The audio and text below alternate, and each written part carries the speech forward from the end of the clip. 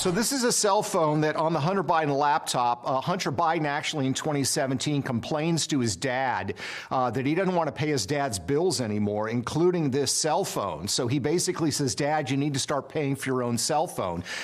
When you look at the billing on the laptop, this cell phone that that Joe Biden carried as Vice President of the United States was actually paid for by Rosemont, the Archer Hunter Biden business. So this is not a personal phone. It's not a government phone. That was Peter Schweitzer, president of the Government Accountability Institute. He was with me on this program last weekend about this burner phone used by Joe Biden, allegedly, during the tenure as vice president. The phone was paid for by Hunter Biden as he was paying all of the bills. In an email obtained by the Daily Mail, Hunter writes to Devin Archer in April 2014 that they both need to buy a burner phone. He says, buy a cell phone from a 7-Eleven or a CVS tomorrow, and I'll do the same. 3 days later, Archer met with Vice President Biden, according to White House visitor logs. Then several weeks later, Burisma announces it's putting both Hunter and Archer on the board of directors of Burisma. Joining me right now with more is Breitbart politics editor Emma Jo Morris and John Solomon, editor-in-chief of Just the News. And John, you called that number connected to the cell phone, right? And actually, I did. Joe Biden answered the phone. Tell us what happened. Yeah, I was calling to try to get Hunter Biden comment. I'd found the information on a document that the FBI had gathered, and I called, and Joe Biden picked up. I said, Mr. Vice President, as John Solomon, he said, I'm sorry, I can't talk to you right now, and he hung up, and that was the extent of our conversation. So it sounds like he's still using that phone.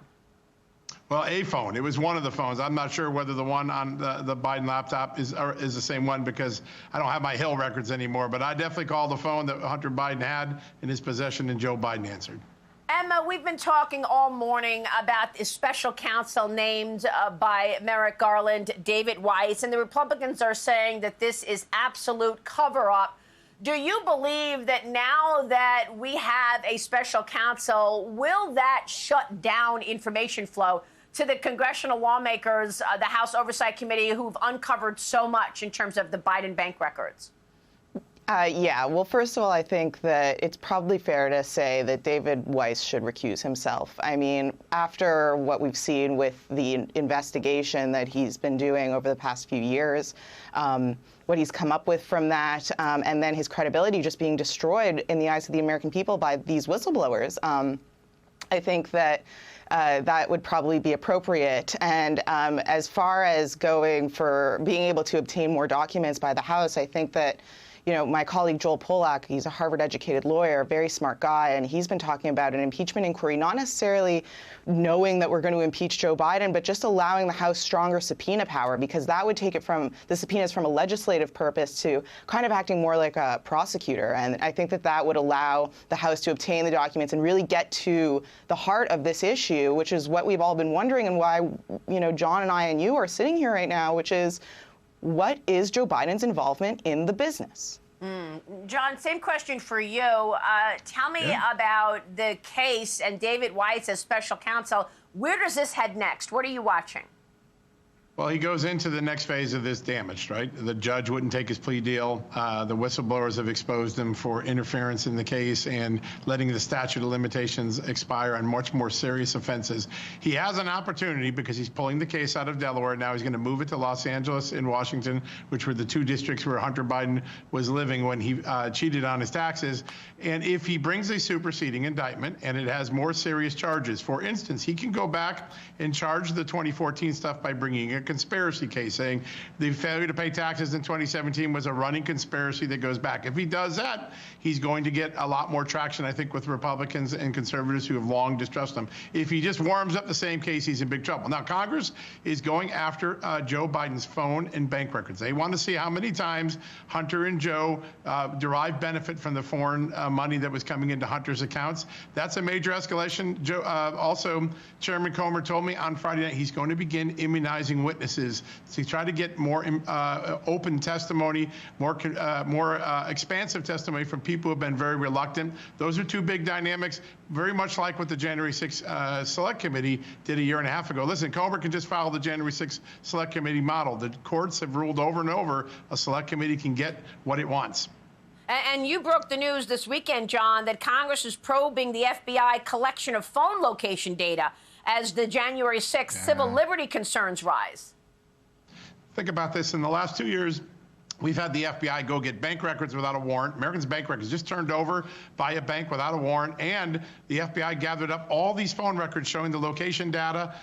They didn't know if anyone had committed a crime. They were looking for anyone in the vicinity so they could maybe find a crime. That clearly is a very serious constitutional issue. Members of Congress and civil libertarians are talking about challenging that in court. Unbelievable. Emma, you were at this from the start. One of the first reporters to break open that laptop story wide open. You were censored. Give us the specifics on what we know now.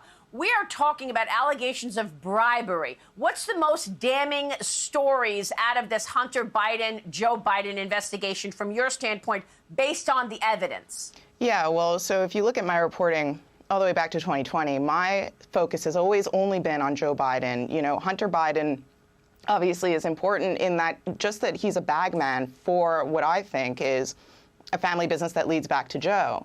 And so I'm less concerned about what they're finding in terms of Hunter and how he's distributing money. I mean, it's important as part of a broader picture, but really, like, I think that the most damning thing that we've seen since my reporting has been the alleged FBI, well, it's not alleged, actually, it's been released, the FBI file that shows that Joe Biden accepted a $5 million bribe on Burisma. I mean, that is outlined in the Constitution. Ted Cruz said that. It's outlined in the Constitution explicitly as a reason why you can't be president if that happens.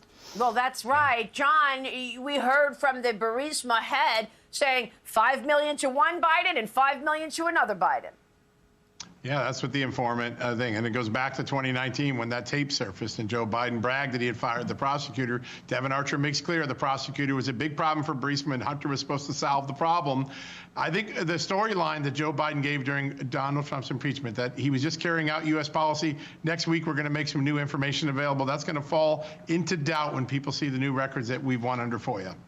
But you all and Fox, myself, others are among the few that are covering this. This is not in the mainstream media. The mainstream media will not cover this. And these are the most stunning allegations we've ever seen against a sitting president. John, where is this going? Well, listen, the American people are absorbing it in spite of the mainstream media blockade. Emma's great reporting and Peter Schweizer's work and my work and others. It's getting around the blockade. How do we know that? A majority of Americans believe that Joe Biden committed impeachable offenses. They didn't get that from the New York Times or the Washington Post. All of our work is starting to seep around that, and Americans are picking up on this in spite of the blockade by the media. Emma, we've seen this before. I was among the first to report that the Russia collusion story was a lie. Nobody was held accountable. Yeah, that's right, and it's devastating. I think part of the reason is exactly what John is saying, is that the media refuses to cover it, blind, deaf, and dumb. And that prevents public pressure from really being mounted. But listen, I think that the tide is a little bit turning. There are some indications of that. You know, the Washington Post comes out, Joe Biden behavior not spotless. They don't go as far as to say that anything may be criminal, but we're not spotless. The New York Times is also expressing some trepidation about their, full court press for Joe Biden. So, you know, you can never be too optimistic about these people, but I think that they are really struggling here. Well, it sounds like the impeachment inquiry is more important than ever. We're going to talk about that with Marsha Blackburn, Breitbart politics editor Emma Jo Morris, and Just the News editor-in-chief John Solomon. Thank you both. We appreciate your time.